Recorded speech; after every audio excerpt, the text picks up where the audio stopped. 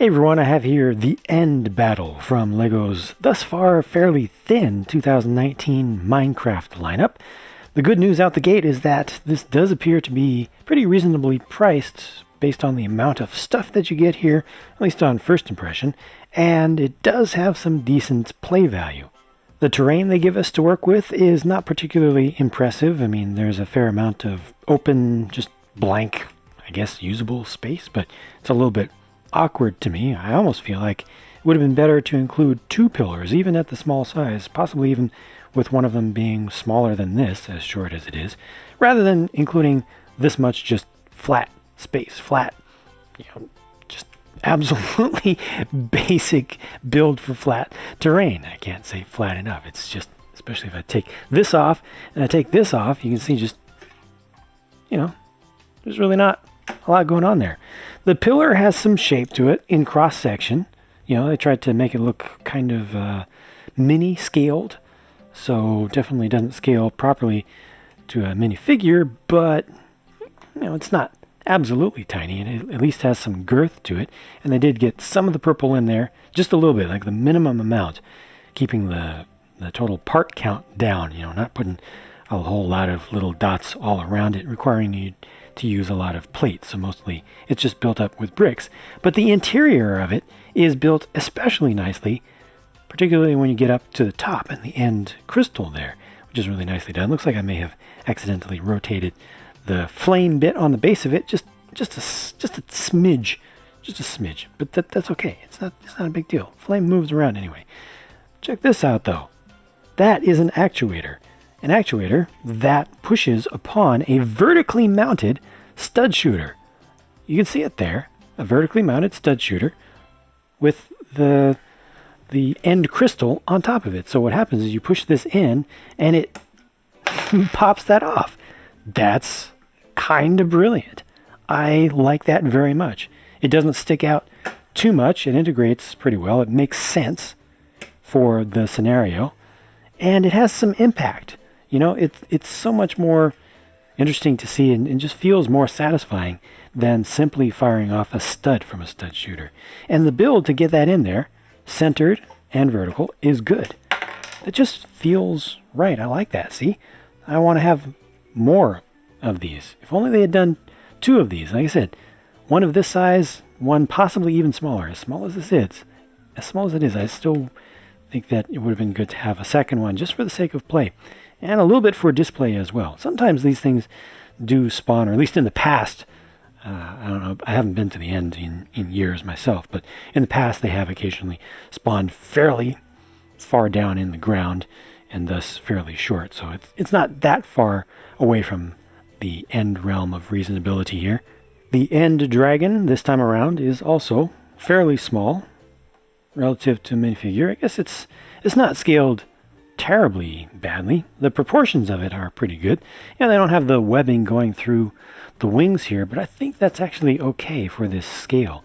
The posability with this is pretty good, and the accuracy of it overall I think is pretty good. I mean, obviously you have all these joints for the neck and the tail, so those can be bent around any kind of way.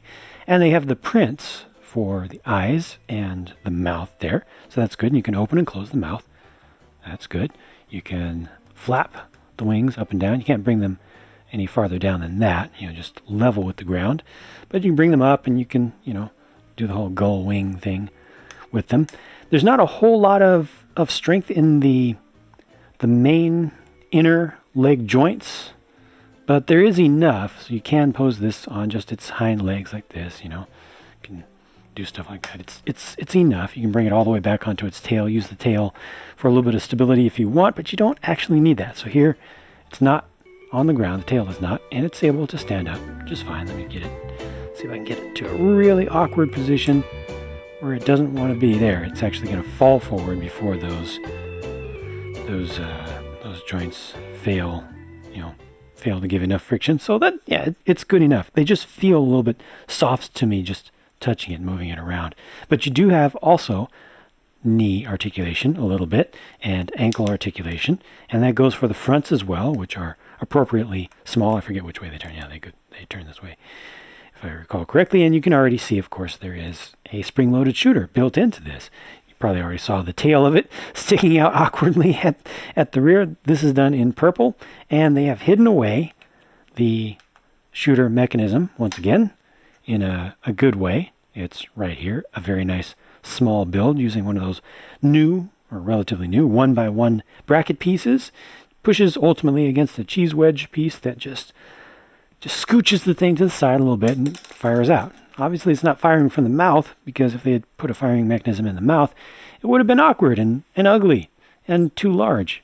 So this, I think, is a pretty reasonable compromise. I actually like the look of this. I'm probably going to end up, for now, using this in my own Minecraft world, just having it as a background Ender Dragon, just to show something that's a little bit farther away than the big one that I did that's a modification of their original one. So I'm pretty satisfied with this thing. I think they did a pretty good job with it, especially for its size.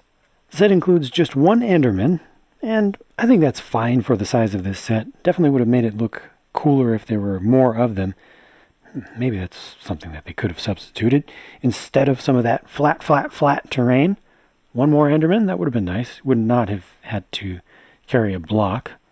But yeah, this is fine and obviously totally appropriate to include in this set. And with these, the arms can be moved up and down, which looks fine.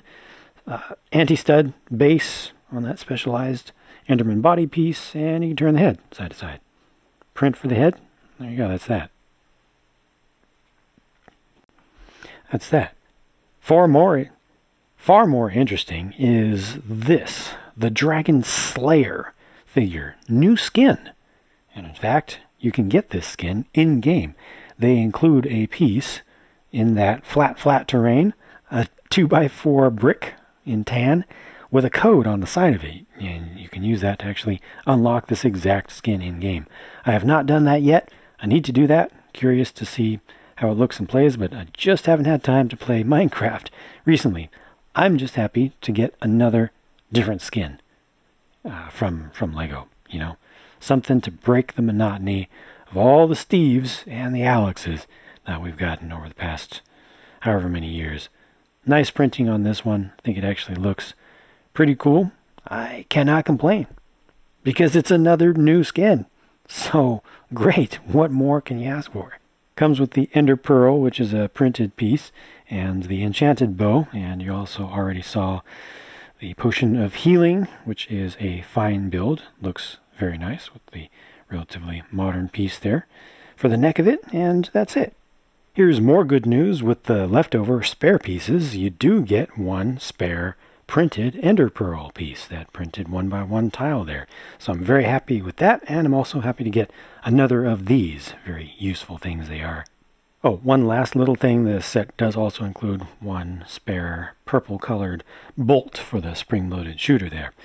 Now, just looking at the amount of stuff you get here, I personally would value this set at between $18 and $20 US, and I would expect it to be retailed for $20 to $25 US. It's actually retailed at $20, which I think is fine for the amount of stuff that you get. I do think they could have done better with the parts budget rather than giving that flat terrain there. They could have had, well, I already mentioned my thoughts about that. One more really small pillar, but I really like the play function there. I think the integration of a play function here is pretty good as well, and getting the new character is great. And you know, the design of that dragon, though it is kind of small, it's still very good, I think, especially from any kind of distance. It doesn't have the maximum possible amount of detail, but for its size and, you know, being something that's decently easy to build with all that articulation and everything, it's pretty good. So I'm pretty satisfied with this. I actually like it better than I expected to. It's not as lacking in soul as I originally thought, just from looking at it, from looking at its size.